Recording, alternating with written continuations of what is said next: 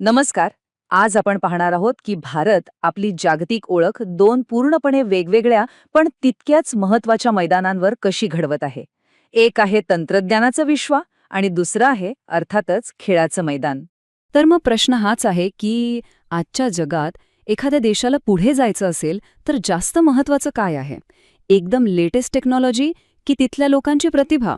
आणि याच प्रश्नाच्या उत्तराभोवती आजचं आपलं हे सगळं विश्लेषण फिरणार आहे. इथे ना भारताच्या दोन मोठ्या महत्वाकांक्षा आपल्यासमोर आहेत. एका बाजूला डिजिटल जगात स्वबळावर उभं राहण्याची जिद्द आहे, तर दुसऱ्या बाजूला आंतरराष्ट्रीय क्रीडा स्पर्धांमध्ये देशाचं नाव मोठं करण्याचा अभिमान. हे दोन्ही खरं तर भारताच्या प्रगतीचे दोन महत्वाचे स्तंभ आहेत असं म्हणता येईल. चला तर मग या कथेच्या पहिल्या भागात जाऊया. आपण भारताच्या कृत्रिम बुद्धिमत्तेच्या म्हणजेच आर्टिफिशियल इंटेलिजन्सच्या धोरणात्मक वाटचालीवर लक्ष केंद्रित करणार आहोत. सुरुवात करूया तांत्रिक स्वावलंबन या संकल्पनेपासून. बघा, याचा सरळ अर्थ असा आहे की देशाने स्वतःच्या गरजेनुसार आपलं तंत्रज्ञान विकसित करणं आणि महत्त्वाचं म्हणजे त्यावर नियंत्रण ठेवणं. यामुळे होतं काय की आपलं परदेशी कंपन्यांवर अवलंबून राहणं कमी होतं. आणि इतकंच नाही तर जागतिक राजकारणातही देशाचं वजन वाढतं.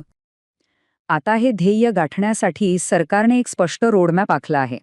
पहिला टप्पा म्हणजे made in India AI technology तयार करणे. दुसरा म्हणजे या क्षेत्रात संशोधन आणि नवनवीन स्टार्टअप्सना प्रोत्साहन देणं. आणि तिसरा टप्पा म्हणजे शासन आणि शिक्षणासारख्या महत्त्वाच्या क्षेत्रांमध्ये AIचा वापर वाढवणं, जेणेकरून त्याचा थेट फायदा सामान्य माणसाला होईल. आता या धोरणातलाच एक महत्त्वाचा प्रकल्प पाहूया, भारत जेन. हा भारतातला पहिला सरकारी समर्थित AI उपक्रम आहे. भारत जेन हा एक खूपच महत्वाकांक्षी प्रकल्प आहे. याची सगळ्यात मोठी खासियत म्हणजे हा फक्त इंग्रजी किंवा हिंदीपुरता मर्यादित नाहीये, तर तो अनेक भारतीय भाषा समजून घेणार आहे. आणि हा जनरेटिव्ह AI वापरतो, म्हणजे असं तंत्रज्ञान जे केवळ माहिती समजत नाही तर स्वतः नवीन मजकूर, आवाज किंवा चित्रसुद्धा तयार करू शकतं. विचार करा, यामुळे प्रत्येक भारतीयाला आपल्या भाषेत तंत्रज्ञानाचा फायदा घेता येईल. आता हा आकडा बघा, 22. भारत जेन प्रकल्प भारतातल्या तब्बल 22 अनुसूचित भाषांना सपोर्ट करेल. या एका आकड्यावरून या प्रकल्पाची व्याप्ती आणि सर्वसमावेशकता किती मोठी आहे हे आपल्या लक्षात येतं. आणि हो, या महत्वाकांक्षीला आर्थिक पाठबळही तितकंच मोठं आहे. इंडिया AI मिशनसाठी जवळपास 10,000 कोटी रुपयांची तरतूद करण्यात आली आहे. यावरून स्पष्ट दिसतंय की भारत AI क्षेत्रात जागतिक नेतृत्व करण्यासाठी किती गंभीर आहे. पण प्रश्न असा आहे की या तंत्रज्ञानाचा प्रत्यक्ष वापर कुठे होणार? तर बघा, आरोग्य सेवेत रोगांचं लवकर निदान करण्यासाठी, शिक्षणात विद्यार्थ्यांना चांगल्या प्रकारे शिकवण्यासाठी, शेतीमध्ये अचूक सल्ले देण्यासाठी आणि सरकारी सेवा लोकांपर्यंत सहज पोहोचवण्यासाठी याचा खूप उपयोग होणार आहे. चला आता तंत्रज्ञानाच्या जगातून थेट खेळाच्या जागतिक मैदानाकडे वळूया.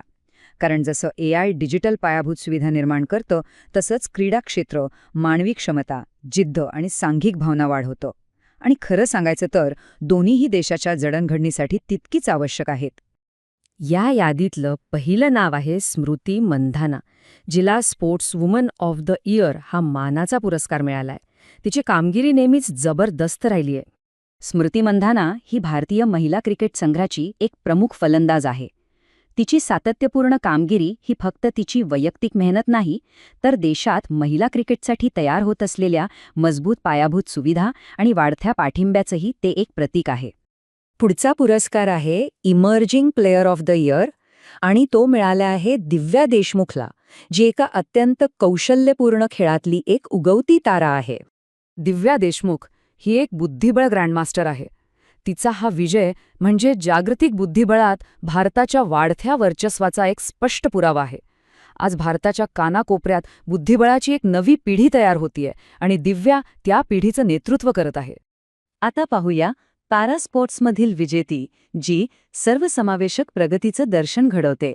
हा पुरस्कार मिळाला आहे प्रीती पालला. प्रीती पालने आंतरराष्ट्रीय पॅरा ॲथलेटिक्स स्पर्धांमध्ये उत्कृष्ट कामगिरी केली आहे. तिचा सन्मान हा फक्त तिचा वैयक्तिक विजय नाही, तर तो समाजाच्या बदलत्या दृष्टिकोनाचाही विजय आहे. अशा खेळाडूंमुळे केवळ पॅरा स्पोर्ट्सलाच नाही, तर लाखो लोकांना शारीरिक मर्यादांवर मात करण्याची प्रेरणा मिळते. आणि शेवटचा पण अत्यंत महत्त्वाचा पुरस्कार आहे जीवन गौरव पुरस्कार. हा प्रेरणा आणि योगदानाच्या वारसाचा सन्मान करतो. आणि हा पुरस्कार अंजली भागवत यांना प्रदान करण्यात आला आहे. अंजली भागवत एक माजी जागतिक नंबर 1 नेमबाज.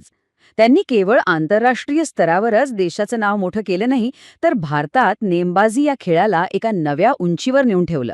त्यांच्यामुळेच आज अनेक तरुण नेमबाजीकडे एक करिअर म्हणून बघायला लागलेत. तर आपण तंत्रज्ञान आणि क्रीडा या दोन वेगळ्या पण तितक्याच महत्त्वाच्या कथा पाहिल्या. पण या दोन्ही कथांचा भारतासाठी एकच अर्थ आहे. या सगळ्यामधून एक गोष्ट अगदी स्पष्ट होते. मग ते सॉफ्टवेअर कोड लिहिणं असो किंवा क्रिकेटच्या मैदानावर यश मिळवणं असो, या दोन्हीच्या मागे एक समान राष्ट्रीय आकांक्षा आहे. आणि हे वाक्य या संपूर्ण विश्लेषणाचं सार अगदी उत्तमरित्या मांडतं. मग ते कोट्यावधी लोकांसाठी अल्गोरिदम बनवणं असो किंवा कोट्यावधी लोकांना प्रेरणा देणाऱ्या खेळाडूंचा सन्मान करणं असो, उद्देश एकच आहे, एका आत्मनिर्भर आणि आत्मविश्वासू भारताची निर्मिती करणं. तर AI आणि क्रीडा या दोन्ही क्षेत्रात नवीन शिखरं गाठल्यानंतर एक प्रश्न नक्कीच निर्माण होतो. भारताची पुढची मजल कोणती असेल?